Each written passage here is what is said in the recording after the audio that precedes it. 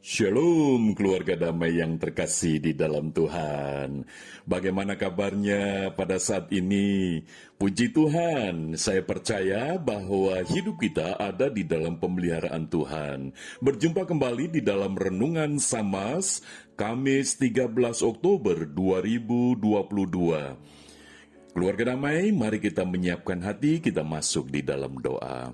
Bapa Surgawi, kami mengucap syukur kalau hidup kami masih ada sebagaimana adanya pada saat ini. Itu semua karena anugerah Tuhan. Sebentar kami hendak merenungkan firman-Mu. Kiranya Roh Kudus menolong setiap kami. Di dalam nama Tuhan Yesus kami berdoa. Amin. Keluarga damai, tema yang kita renungkan, kesempatan ilahi. Firman Tuhan terambil di dalam Kisah Para Rasul pasal 17 ayat 22 sampai 34. Namun saya akan mendasarkan di dalam ayat 23 sampai 25. Demikian firman Tuhan. Sebab ketika aku berjalan-jalan di kotamu dan melihat-lihat barang-barang pujaanmu, aku menjumpai juga sebuah mezbah dengan tulisan, kepada Allah yang tidak dikenal. Apa yang kamu sembah tanpa mengenalnya, itulah yang akan kuberitakan kepada kamu. Allah yang telah menjadikan bumi dan segala isinya, Ia yang adalah Tuhan atas langit dan bumi, tidak diam dalam kuil-kuil buatan tangan manusia, dan juga tidak dilayani oleh tangan manusia, seolah-olah Ia kekurangan apa-apa, karena Dialah yang memberikan hidup dan nafas dan segala sesuatu kepada semua orang. Demikian firman Tuhan. Keluarga damai, ini merupakan perjalanan dari Paulus. Tiba waktunya dia sampai di kota Athena. Ini bukan saat Paulus sedang bertamasya. Bukan, tetapi ini kesempatan Rasul Paulus sedang di dalam perjalanan misinya, yaitu untuk mengabarkan tentang Injil Kristus, supaya siapapun manusia boleh mendengar akan berita yang baik, yaitu berita keselamatan di dalam Tuhan Yesus Kristus. Nah, pada saat itu kota Athena merupakan kota yang menjadi pusat pengetahuan ilmu kehidupan atau pusat filsafat. Sehingga banyak filsuf-filsuf yang bermunculan dari kota Athena. Keluarga damai, di dalam kehidupan masyarakat, mereka menyembah dewa-dewa.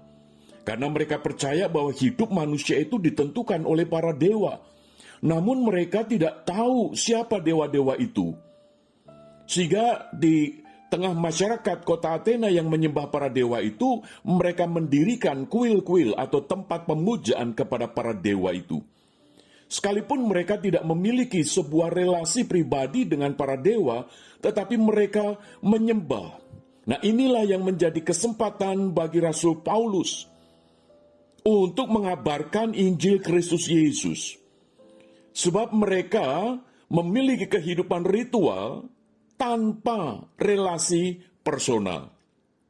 Maka itu ini menjadi sebuah kesempatan ilahi, di mana Rasul Paulus ketika berjalan-jalan di kota Athena melihat ada sebuah kuil yang di dalamnya tertulis kepada Allah yang tidak dikenal. Oh, ini bagi Rasul Paulus menjadi sebuah kesempatan ilahi. Artinya, ini menjadi sebuah kesempatan di mana Paulus bisa masuk untuk memberitakan Injil Kristus.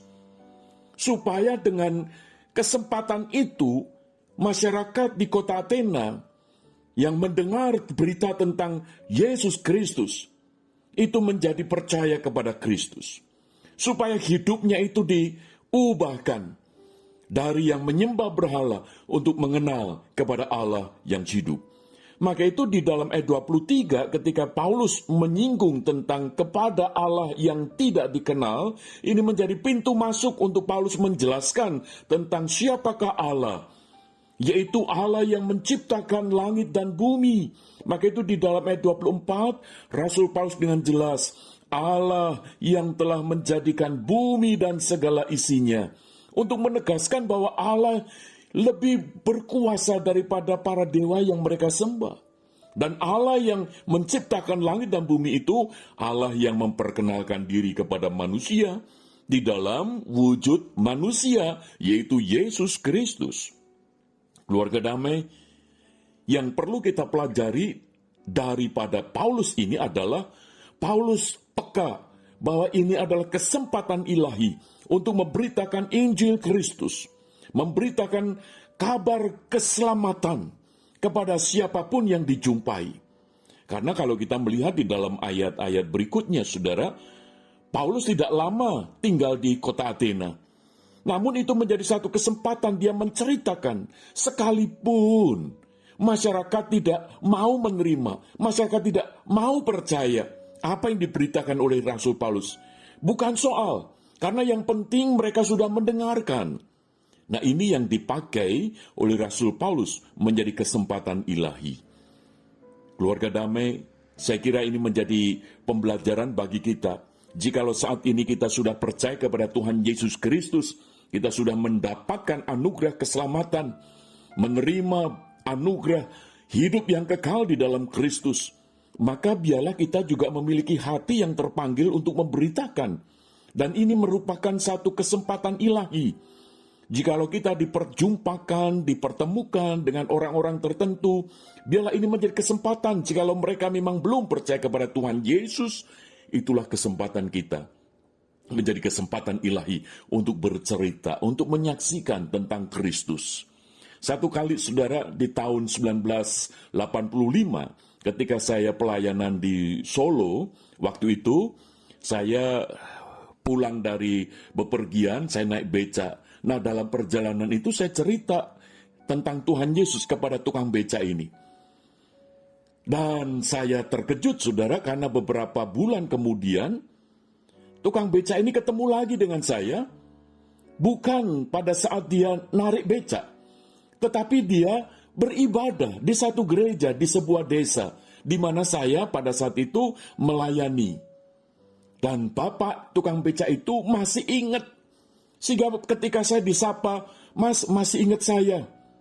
Saya lupa, lalu saya bertanya, "Bapak siapa ya?" Lalu bapak itu cerita bahwa dulu saya mendapatkan berita tentang Injil Kristus melalui saya, waktu saya naik becaknya. Keluarga damai, rupa-rupanya itu menjadi kesempatan ilahi. Dan ini menjadi satu dorongan bagi kita. Karena siapa tahu kita memang dipakai oleh Tuhan untuk memberitakan Injil kepada siapapun yang membutuhkan. Maka itu jangan sia-siakan. Tuhan memberikan kesempatan bagi setiap kita. Dan bila kesempatan itu kita pakai menjadi kesempatan ilahi untuk memberitakan Injil keselamatan. Terpujilah Tuhan. Mari kita berdoa. Bapa Surgawi, kami mengucap syukur untuk firman-Mu. Biarlah Roh Kudus yang mendorong kami untuk kami peka terhadap kesempatan ilahi, di mana melalui kami boleh memberitakan Injil keselamatan sebagaimana Rasul Paulus.